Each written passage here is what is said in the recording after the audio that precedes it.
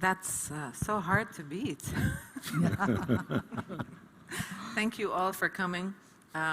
Before we begin this discussion, I have been instructed by our Master of Ceremonies, if you could please find one of these cards, they're at the reception, write any question you like anonymously about the world of watches, and just plug it into the box.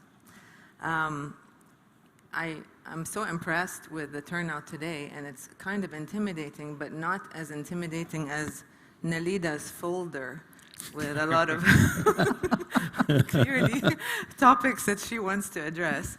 But we have been tasked with addressing what makes an artist authentic, how can an artist be authentic but also commercially viable. And when Dom first posed this question to me, I immediately thought about Jeff Koons and Hearst and sort of artists as factories. When we had the debrief session, the conversation took a completely different turn, and basically we have a lot of personal stories to share about what it does mean to be authentic. But I think first, just because I do want to talk about artists as factories, and I'm going to go with ladies first. So Nélida has been on 3 different continents in 7 days with that folder. So let's see. I would love your opinion on, we talked about it briefly just a few minutes ago, but I would like your opinion on these artists as factories. So Koons, Caravaggio, Da Vinci, you mentioned there was like a studio, but then there's also collaborations and so on. I'll leave you to it. Thank you for the audience for being here. First and foremost, there is not one model of collaborations. There are several different kinds of collaborations. There are certainly artists that have large factories whereby other collaborators work with them.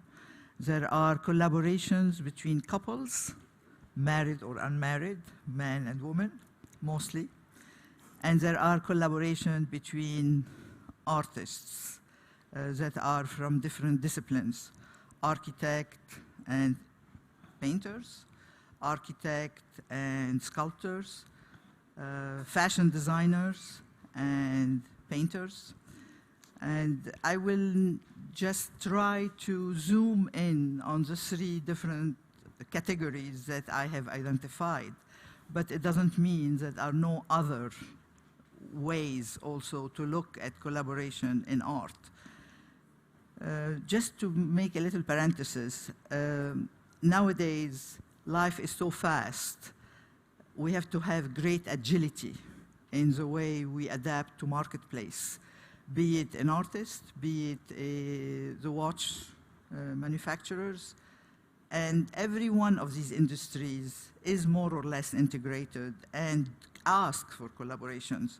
In particular, the watch industry, where you have over 20 to 30 different artisans that have to work to create one watch.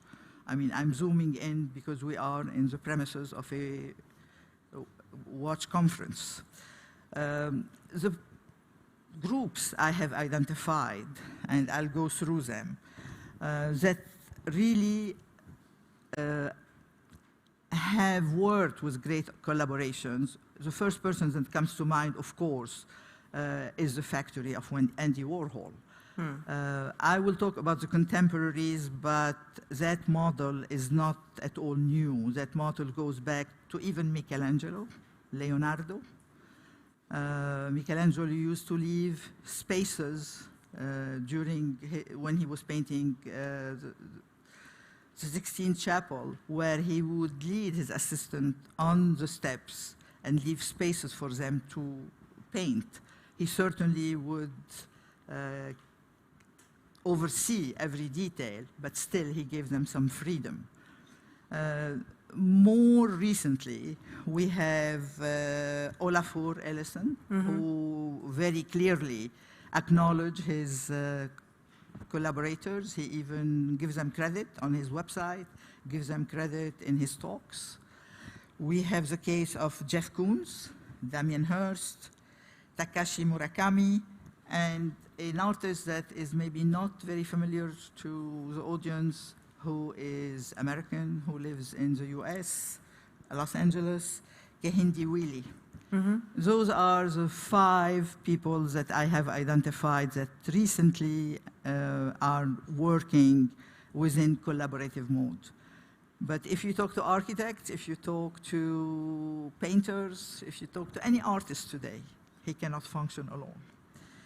As for collaborations of couples, the couples that come to mind are certainly,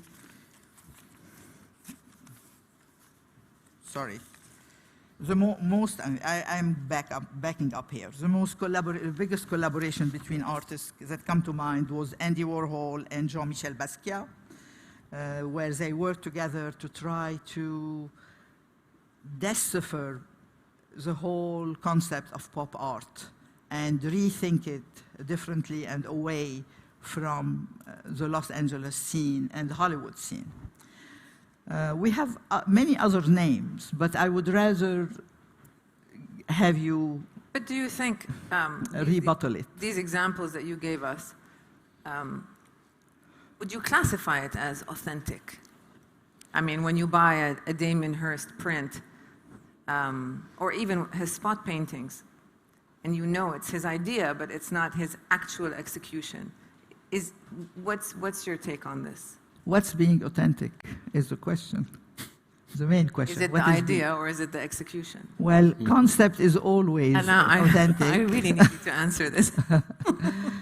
Concept is authentic, but also other collaborators have a take on the concept and can make it authentic as well. I mean, it's a notion that's extremely elastic. The main question is the artist the main hand in what we do, or all collaborators can work together and create an authentic piece of art? Alain? It's hard to start with such introduction. Sometimes, by profession, I'm an interior architect, and when I had to name my new profession, I decided to name it watch architect. To be an architect is our ability to master my dream to become a reality. So an architect, by definition, is in collaboration with. Don't ask me to use a hammer and a nail, all my family will laugh. But if you want to ask me how to build a roof, I will explain how to do it with expert and specialized contractors. Referring to watchmaking, it's a true collaborative process, and the reason why I moved to watchmaking, because I feel, I would say, plenty, in harmony with myself. Because the collaborative process is in 3 stages. There is a collaborative process while creating the first idea, and to refer to your category, I had a chance to work with my wife, who is also my muse. She's not there, so no problem. And there's a second collaborative process, which is very important with all these genius craftsmen, entrepreneurs, all these specialized suppliers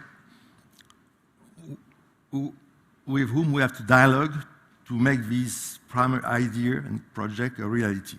And the third collaboration process, and never forget it, is with the market, the people who love my watches in my creation.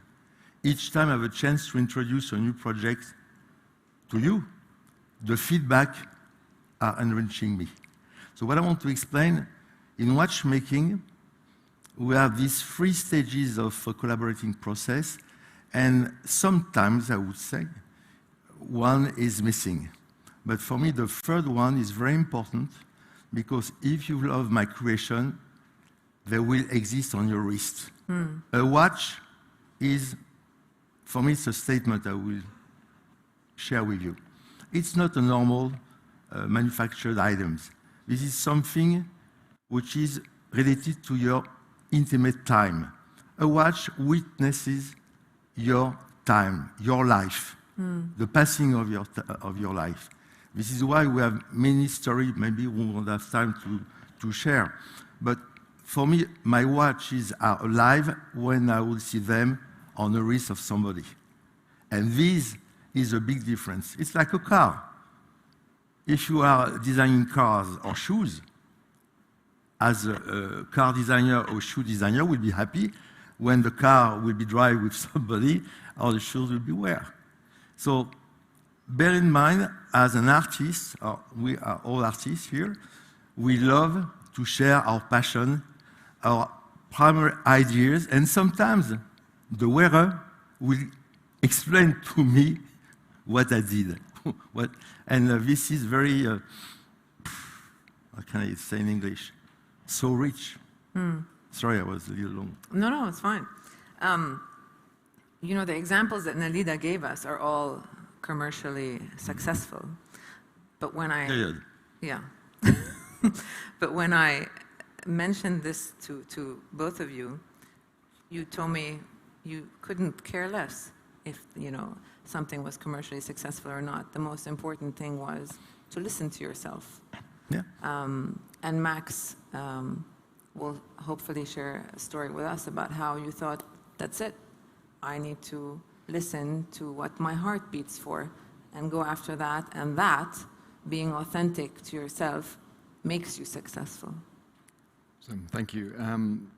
Just to rebound on what we were talking before, we work in a world where, except for very few people like Philippe Dufour, who actually crafts his movement from scratch, and even there he will probably have somebody do the case and the dial and etc.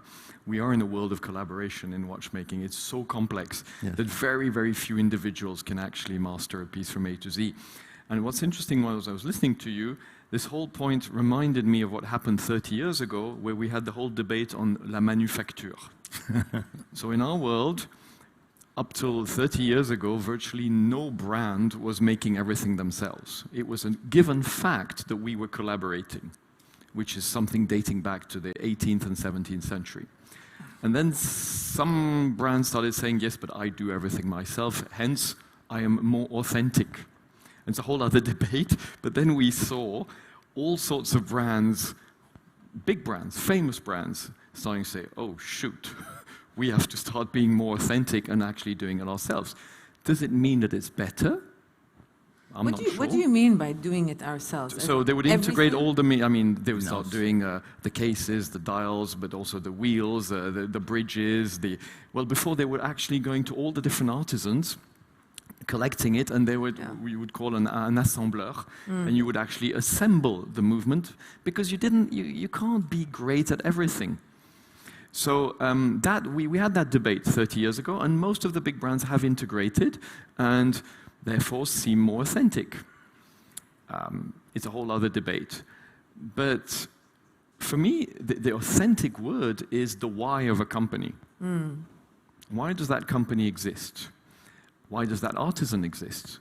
It can be an artisan doing it all by himself, but the only thing which he's interested in is making a ton of money. Yeah, that's their objective. Or it could be somebody who's working with 25 suppliers, but just wants to be proud of what he or she is trying to do. Definitely. So I've been in both worlds. I've been very lucky to work for two beautiful companies and realized that the end game, whatever the beauty of the product, was always trying to please the customer, which is perfectly fine, but it didn't suit me. Why? I felt like a sellout.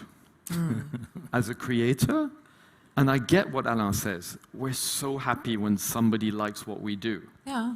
But for me, I felt like I wasn't being true to myself. Hence, creating MBNF and not giving a damn, I'm sorry for all the owners of my pieces, of not giving a damn about what people think about what I do, because it's the only way I can create the crazy pieces we've done. And create a watch which is inspired by a bulldog with jaws opening and closing, you're clearly not going to do a market research. Or if you do it, you know what the answer is going to be. And that, for me, was my way of saying I'm authentic. But exactly what you were saying, the authentic word depends on everybody. Yeah, it is relative. Yeah, but ultimately, you would like your pieces to be sold. You would like your pieces to please somebody else. Otherwise, that creative process that you go through won't be complete. Yes, you can not give a damn, as you say, to what others think, but somewhere your ego will be happier as an artist, as a designer, if somebody would buy it. Yes, for it to the be ego is a appreciated. whole other thing. Yeah. I need people to buy whatever I do because it's incredibly expensive to create a movement. And if they don't buy that first movement, there is no second movement. So of course we only exist if somebody actually likes what we do. In our process, we create without thinking of that. But once it's created, then we score around the world and do the internet and try and find. We often, I say we because we're a little team now, we feel like a lonesome dolphin in the middle of an ocean full of fish. And we send out a few sharks. No names, please. And so we send a sonar, and nobody gets what we do. And from time to time, that sonar comes back, and somebody's resonated on the same wavelength. I'm sure it's exactly the same for you. And because I was one of the guys resonating on your sonar 30 years ago, when nobody understood what Alain was trying to do. Until then. And so the fact of why you create, for me, is what defines me as authentic in my mind. But I need people who like what I do. I 100% agree. I'm a little disagreeing with you because I'll take my example. I don't want to speak with everyone. When I started designing watches, it was by chance. Because I had a chance to meet people, suppliers, who gave me some hints what we could do in mechanical watches at that time, where everybody was speaking quartz. I never thought about my target, who I created my first watches, and even now, by pleasure for me. It is a creation. I'm sorry, if we have to relate it with art, I won't use all the name dropping you mentioned, which are really commercialized for American. But I prefer to speak about the passion in watchmaking. We have an international language in watchmaking, passion. And from the suppliers, from the watchmaker, and true, I fully agree with Max, if we want to go on our own vision, we have to be entrepreneur. So I did create when I was 40 years old, I did create my watch company, and I failed 25 years old later by a lack of funding. But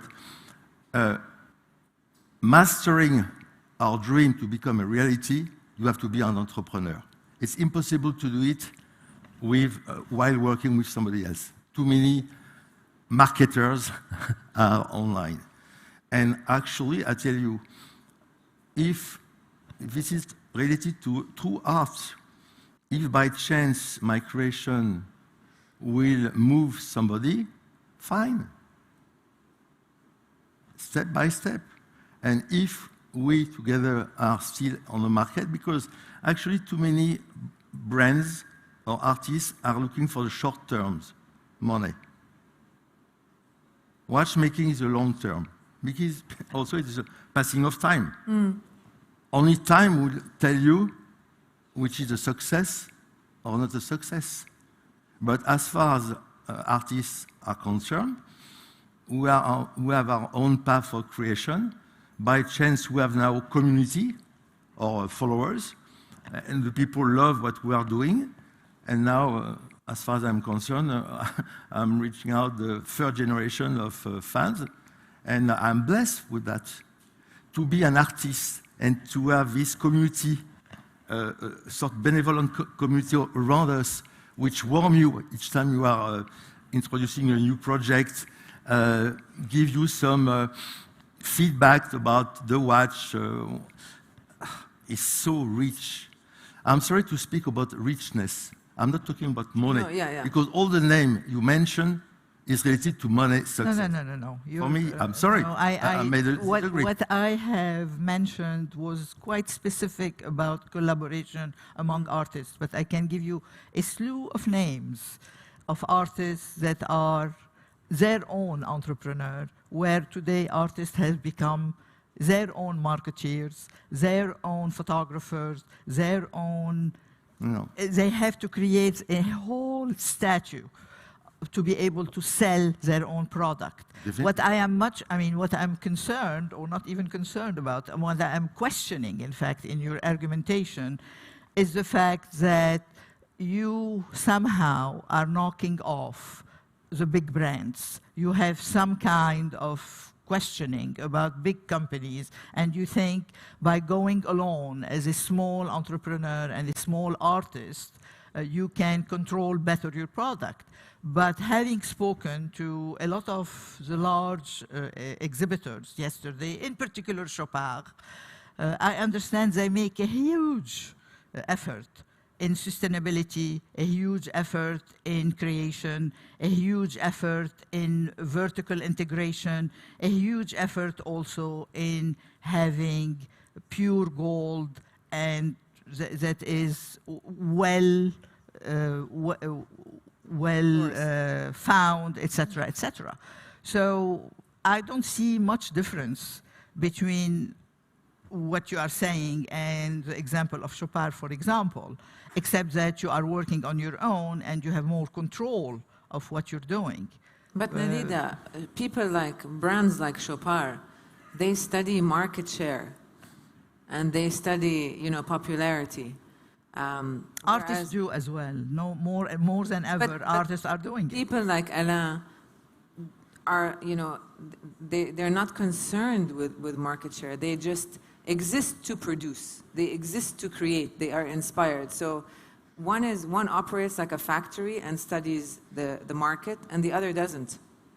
But I just want to go back to something that Max said, which is potentially related to this.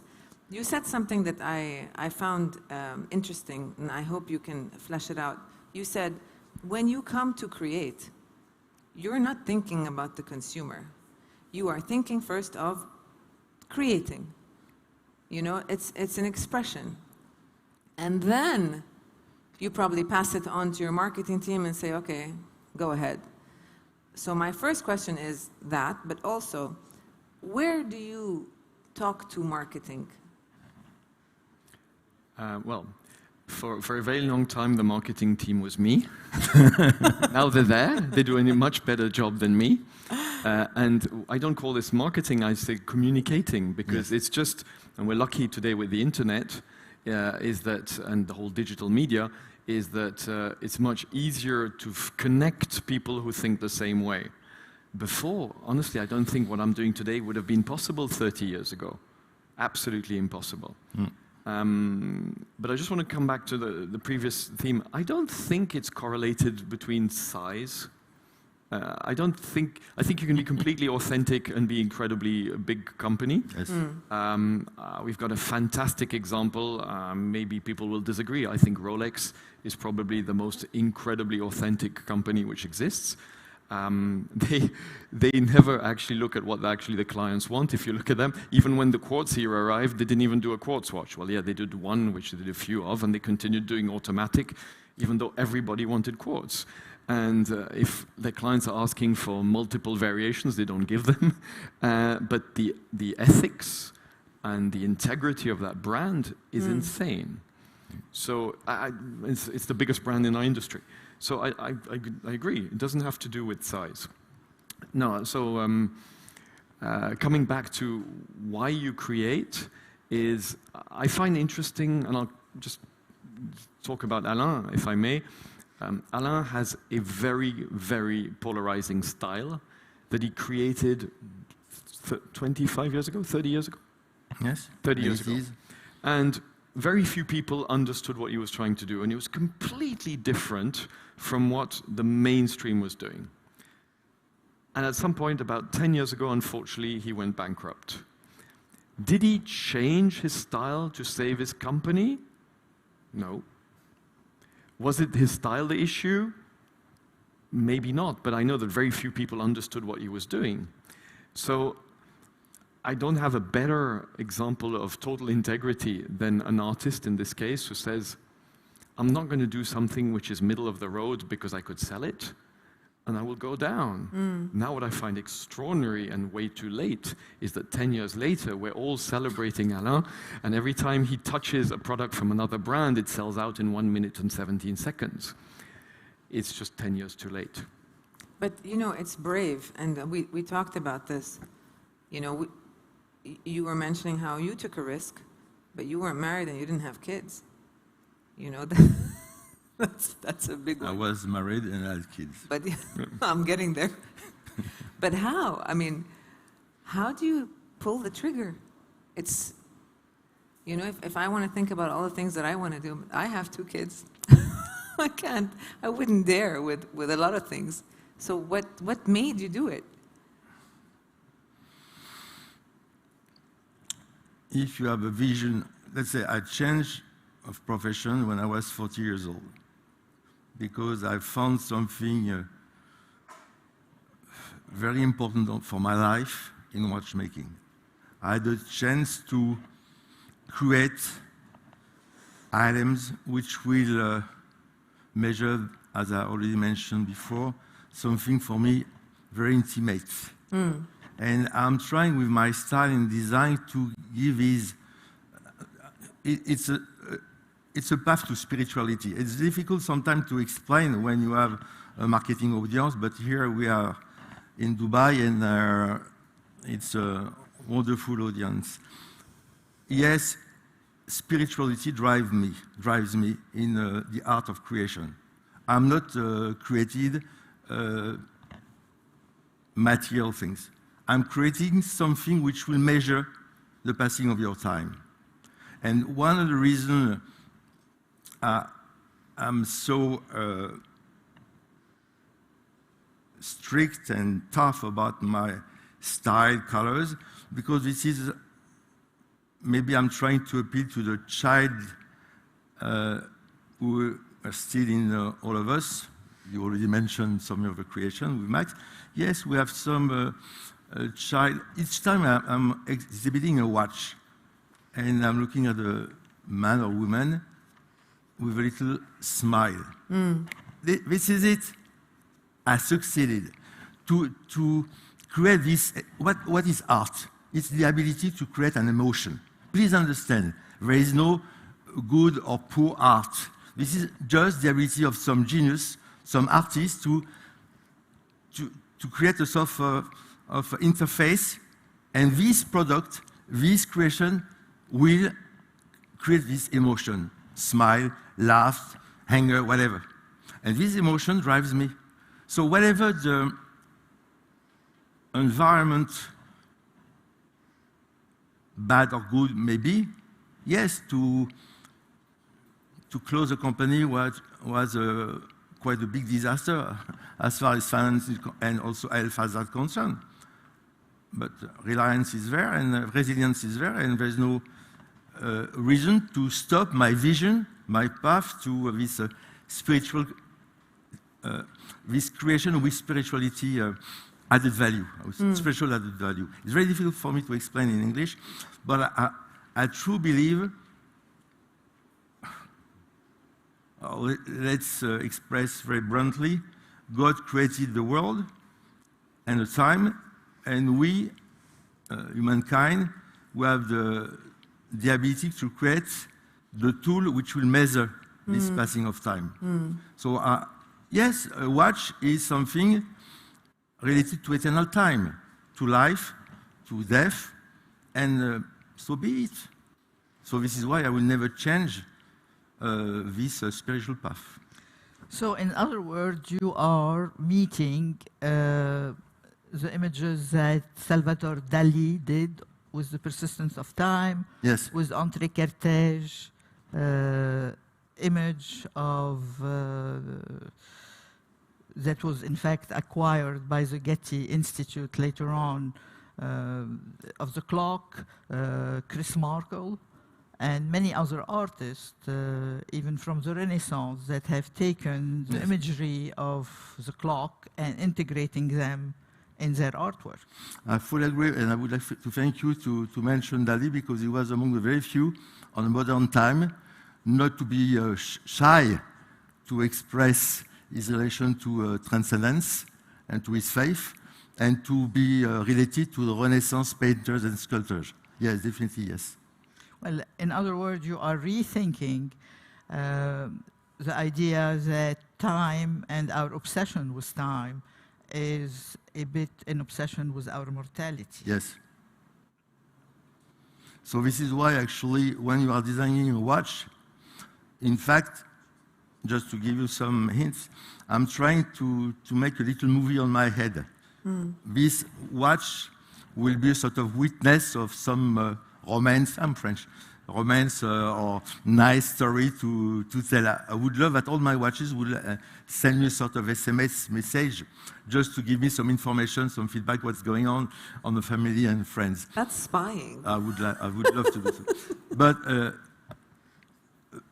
this, to come back to this, yes, I fully agree with spirituality. I couldn't say more about that. Yeah, but it doesn't mean, and it doesn't exclude, that every artist think about immortality, and every artist think about that same way of approaching design or paintings. Yes, But Nélida, what a better way to stay immortal Then what? than to leave behind all of your creations that will live on and on and on, whether they are paintings or watches or any other form of architecture. Nobody's questioning this. Just to go on your point, you have artists, they need a therapy, definitely yes. But since they don't have any therapy, they are doing amazing works of art.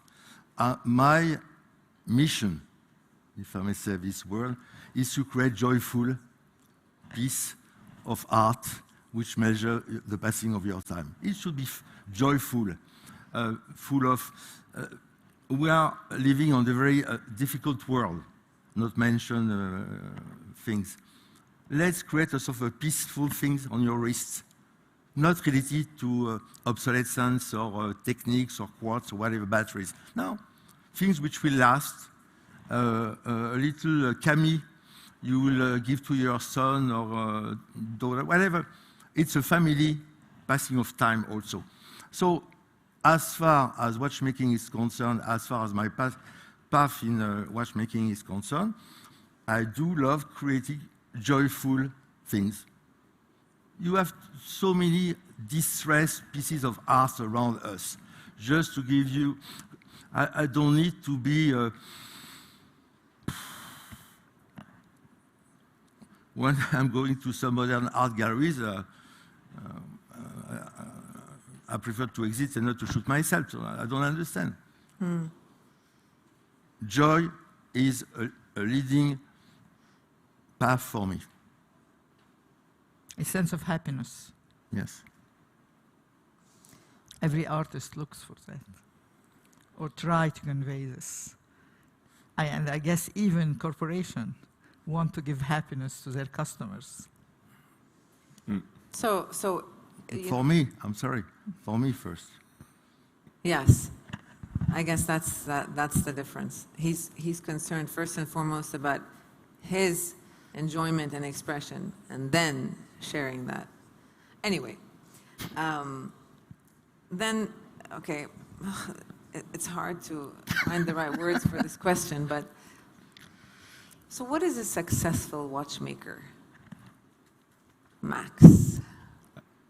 Honestly, I don't think that success has to be correlated with being a sellout. Sometimes the clients, especially in these days where information goes so fast, success is basically when you've got a network of people who believe in what you do. You all alone cannot, as an artist or as a creator, as a watch creator, you're nothing. I mean, you're nothing. You create an incredible piece of watchmaking, but then you need that network. And that network is people who resonate on the same wavelength, who believe in you, who want to share with their friends, or share with people. And that's exactly what's happening today. We are now, in the last 12 months, everybody calls it the resurgence of the independents, meaning a certain amount of us smaller artisan brands suddenly have got a spotlight on them. Why? I would love to have that answer. But I think one of the many things is there has been, in social media, in the media generally, a bigger attention on us. It's true that what we do is so much more polarizing. And also we have a way of talking which is completely transparent. You think we're sick of mass? At the end of the day, we'll still always represent, if we're lucky, 0.5% of it. Even if we all quadruple, we are nothing. And that's also one of the reasons is of the very, very successful brands today, they come out probably with 100, 200,000 watches a year, all together. There may be 1 million people who want them. But you have a better problem. We craft 250 watches a year. So if 250 of that 1 million people suddenly wake up that we exist and are interested and have the means, then we would double our production, which we don't want to do.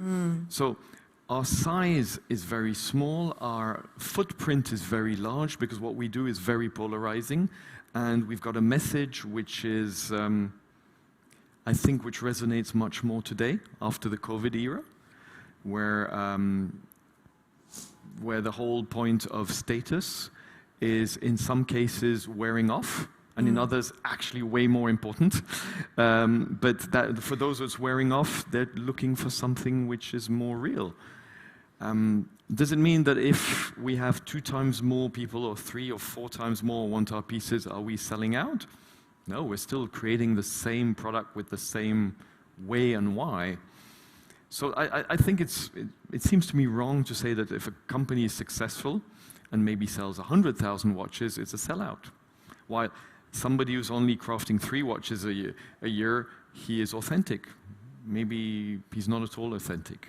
Nélida, what do you think? So do you think you are the Bensky of the horlogerie? You have to ask the people. No, I have to ask you, of course, because you are positioning yourself in a certain way.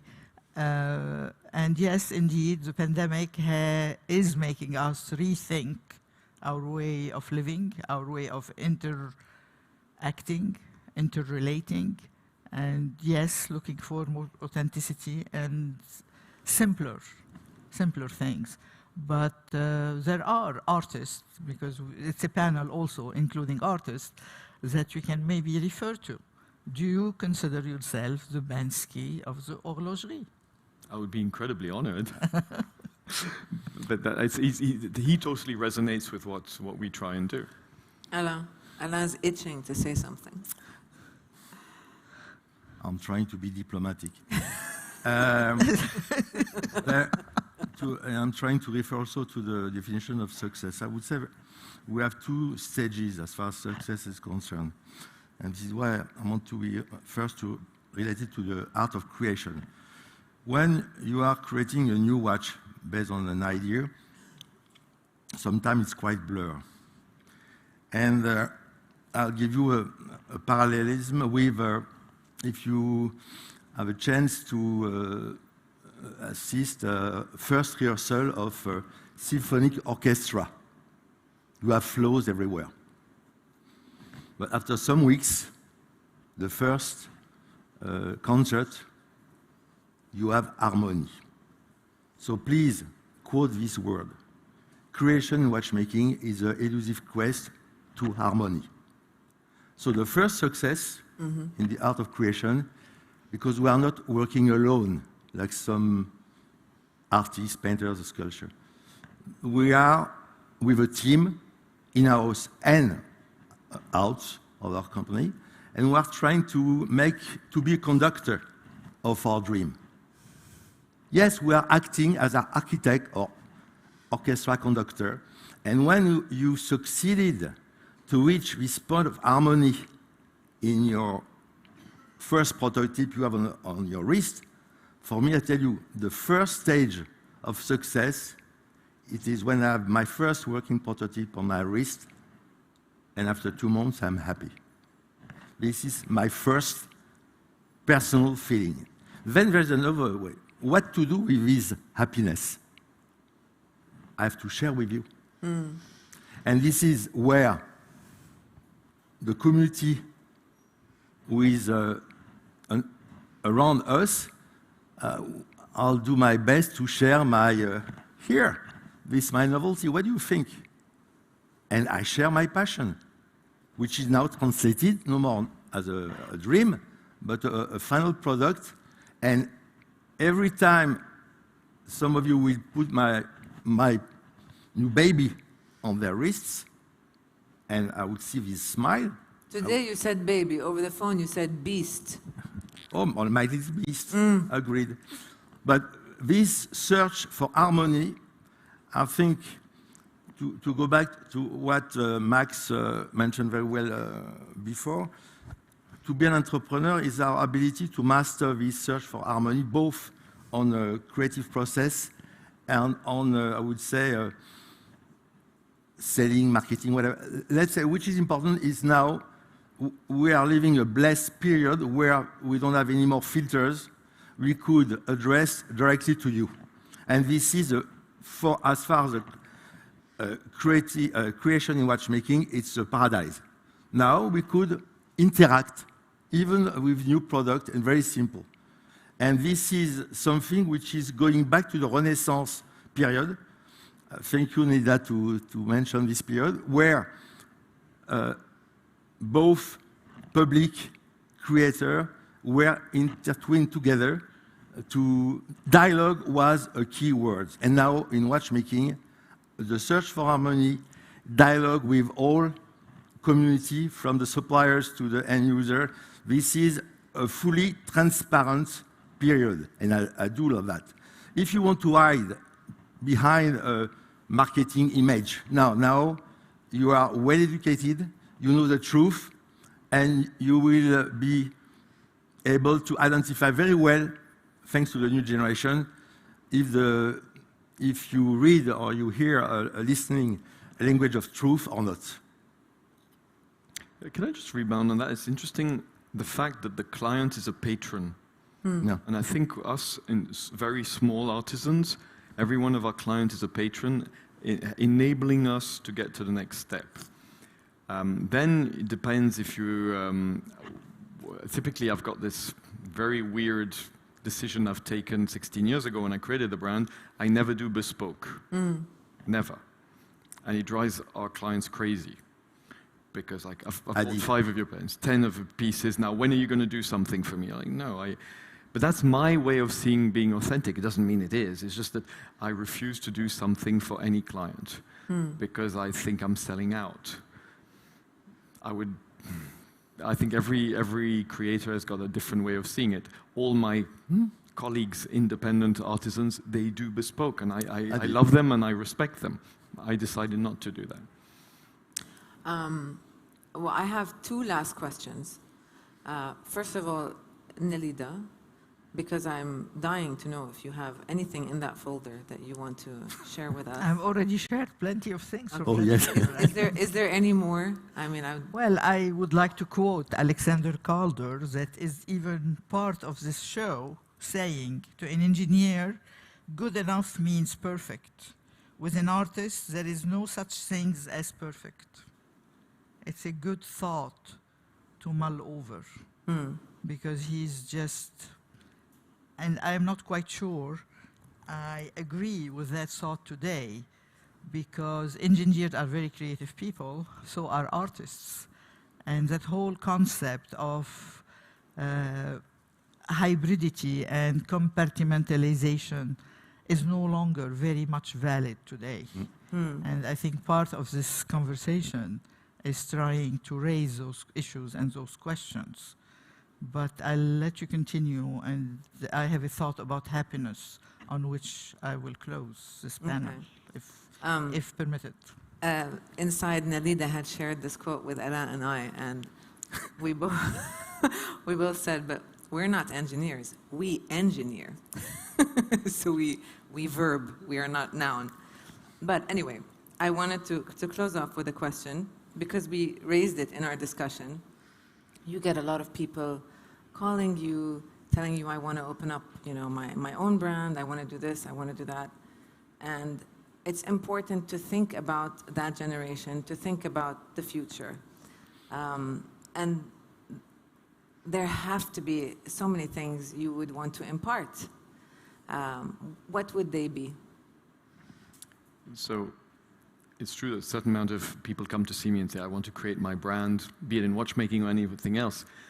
My question to them is always why. And if they say, it's, I think there's a market, I'm like, oh, you're in for a rough ride.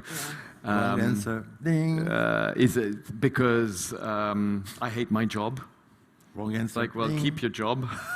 Because you've got 95% chances of failing in your company, so you'll probably be even more unhappy. But if the real reason is, if I don't do it, I can't look at myself in the mirror for the rest of my life, do it. Yeah. Because even if you fail, you'll be proud. And that really is, for me, the engine, which I try and explain to people. If you've got that engine, if you've got exactly that, whatever you do, you'll be happy. You'll be proud. And then what would you tell them? The same thing? Fully agree. Be yourself. If you need it, do it. It's a demanding journey, but the wrong answers we know for sure. But sometimes we are meeting young and talented people, and they have this passion on them, and if we could help and assist them on the starting of the journey, we'll do our best. Definitely, yes. Nélida? What is the question again? Any words of wisdom you'd like to impart to the future generation? Be yourself. Be yourself, believe in yourself, work for the betterment of the human condition, and work with others. That's the most important thing today. We're taught, the pandemic taught us more than ever, we are not functioning alone. We're functioning within communities, whatever those communities are. And we have one mandate beside creativity, beside horology, beside all of this, is to save the planet. Saving the planet is our first priority nowadays. Without it, we won't be here. You remind me of something. There's a documentary on Netflix, I think. It's called The Surgeon's Cut. It's 5 episodes, 5 different doctors. And so basically it's the camera shadows these doctors. And one of them said, I grew up in a home where I was taught, whatever you do, you have to help humankind. So if we instill that, in our children, that you are responsible to better or to empower, then hopefully we'll be on the right track. Did you want to share? I just wanted to thank basically Dubai and the Sadiqi family for creating this kind of event. It's quite exceptional, considering we are coming out of a very difficult times worldwide. And I just want to share a thought I wrote on the plane, and I'm going to read it. Ultimately, what does anyone really know about finding happiness, except maybe that searching for it is futile? It is useless because the one thing we do know is that real happiness poises on a paradox contradicted by design's devotion to consumer capitalism. Happiness is intrinsic, not extrinsic to us, and yet we depend on each other in order to be human. Life is, as the Buddhist saying goes, 10,000 joys and 10,000 sorrows. and $60,000 or half of a Porsche won't budge this balance one bit. No matter what the self-help entrepreneurs, brand gurus, and advertising madmen are selling, our ideas and expectations of happiness can and should expand to include each other and all that sustains us. That's a nice way of ending that. Thank you. Thank you definitely to the Siddiqui family and to my panelists, to Dom. Thank you all for coming. Oh, it's pretty bright. If you have any questions, we'd love to answer them. Please, can we get a mic over here?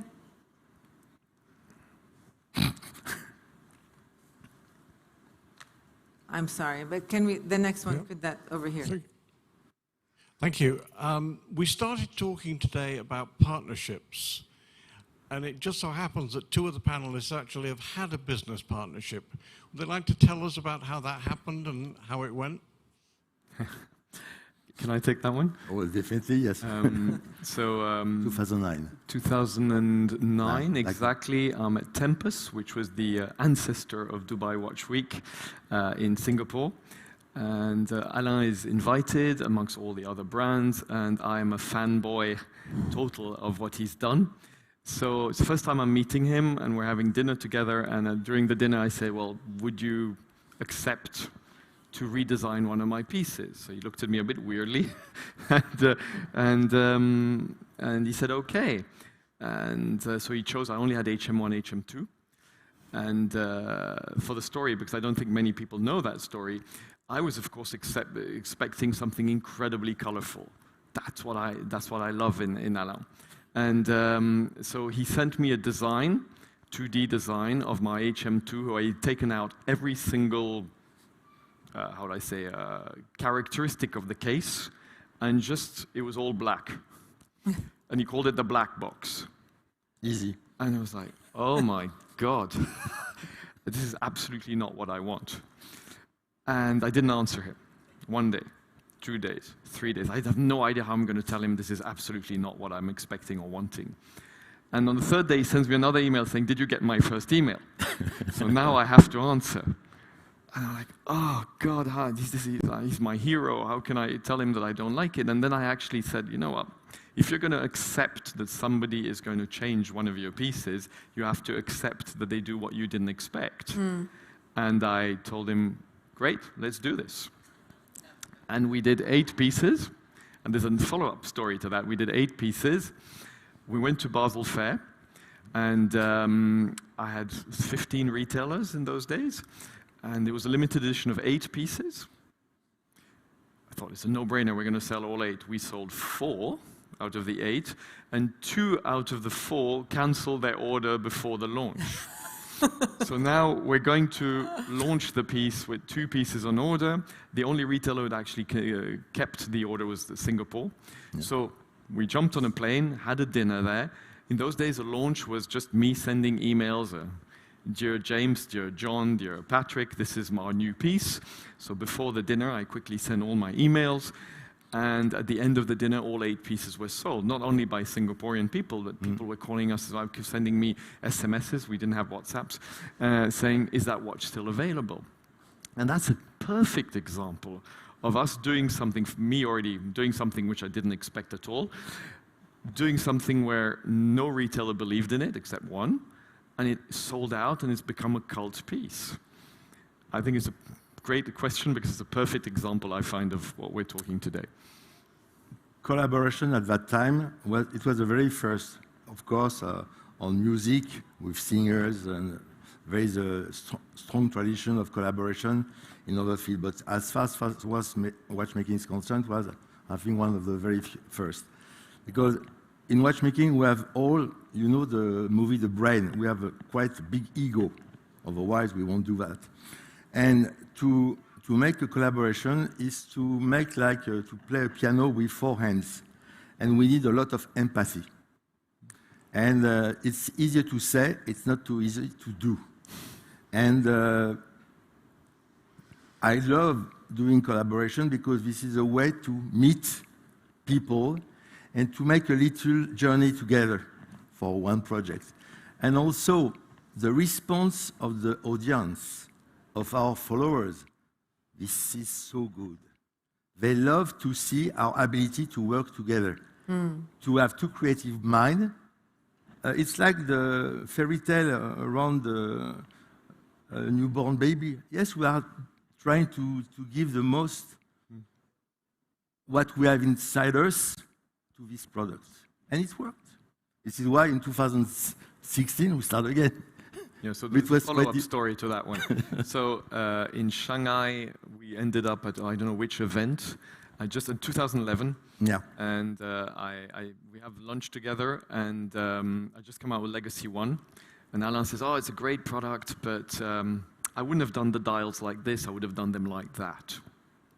Really? Okay. And so 2013, yes. I give him a call and say, you ready to do your dials like that? He had no idea what the hell I was talking about. And that's how he redesigned our LM1 and did the piece after it. So it's great stories. I'm sorry to take, this is the perfect example what is a true collaboration. The first time Max showed me, it was in Basel, I think, his new LM1, I was stuck because this is a central tourbillon with a big bridge. But for me, it was like the eternal time gathered on the center of the watch, and it was like drop of time, going back, down. I say, why are you doing that? Because the drop will jump out. So do it on concave way, so we will receive the drop of eternal time. It was just a sort of physical feeling I had, and by chance, it was responsive. So we did it. In fact, we had the crazy idea to make a transparent bridge. Sapphire bridge. Sapphire bridge. 2 years, it took 2 years to all his friends and partners to find the technical solution. You could have a dream, but if you don't have time... So it's a very long answer to a very short question. It's all right. Please. Sorry, sir. All right. So first of all, thank you very much to the panelists for opening up and allowing us to get some insights how things are done. If I can just try and dive a little bit deeper in your philosophy, and in my mind, authenticity is when you stick to your philosophy. So authenticity would be completely different for different people, as you have already touched. But you mentioned you make the product independently, and then you go and try and find where it resonates. Is it still, if I may use the word, offensive to your philosophy, if you can call these 8 people who bought your black boxes and say, look, I've got these 20 ideas, and which idea do you think I should be progressing? It's a kind of a marketing, but is it still offensive to the philosophy you have? In my case, it's my stomach churns when you say that. I'm sorry. Okay, thank you. That's me. That's just me. We have the lady over there, and the lady over here. My question is to Alain. You said that when you make a watch, you love to see it on someone else's wrist, and that will give you happiness. What do you say to the millennium age, which they don't need watches, and where is this watchmaking going in the near future, where they can just check online the time, and they really don't care about what they're wearing? Usually, they're not wearing watches. Could we speak frankly? I hate to categorize mankind. What is this crazy idea of generation Y, Z, X, whatever? I don't understand, and I don't want to be... Why categorizing people? So actually, I would say it's also a challenging question for us. Because when we studied, half of the world population didn't wear a watch, whatever. So actually, new generation, even old generation, for a different reason, moved to Apple Watch, to name a few. Okay. And when the real question today is our ability to create something so different, it's a challenge. My challenge is to give you a chance to sometime on a week to change, to move to mechanical watches, because there is no program obsolescence.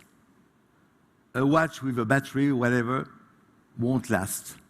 It's a tool. Do we need a tool? Okay, for health devices, why not? Do we need, we have computers, laptop, we have iPhone, whatever the brand is. I prefer to have something related to the passing of time, something different, something which will last on my wrist. In fact, we have the choice. It's also about what you are wearing. Is it better to purchase a pair of shoes which will last for one season? Or to purchase something made by craftsmen? Or even a bespoke suit, which will last for years? I think we are on there is actually the new generation. Sometimes I'm talking with my adolescent kids. Now they are purchasing vintage things.